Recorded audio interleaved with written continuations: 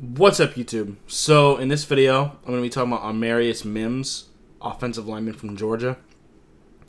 ESPN currently has him listed as 6'7", 340 pounds. I am recording this before the combine. We'll get his official measurements after the combine.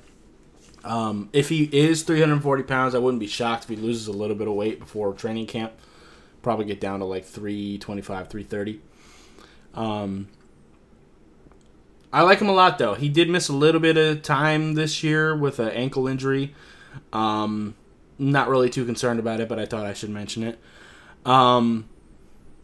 Despite him being as big as he actually is pretty decent at getting to the second level. He can climb pretty well and is a pretty decent athlete. Really good hands. And despite him being 6'7", his knee bend's actually pretty solid. But that being said, he does lean forward a little bit. I think that is because he is 6'7".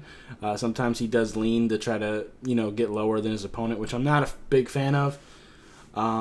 It can work sometimes, but the issue is if you're 6'7", 340 pounds, and you're already leaning forward, all that momentum and all that weight, one good cloth pull or a swim move over the top, you can end up on your face pretty easily. You've already got all that forward momentum going.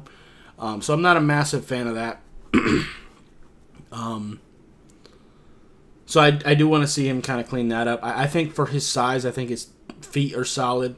He currently plays right tackle. I'd keep him as a tackle. I think he can play guard if you really need him to, but I would keep him at right tackle.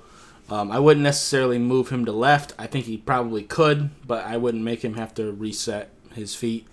I'd let him just stay right how he is. One little thing I did notice, though, is I'd like him to increase his awareness and keep his head on a swivel a little bit more. Because sometimes, like, delayed blitzes or even gap exchanges can kind of get him into some deep waters.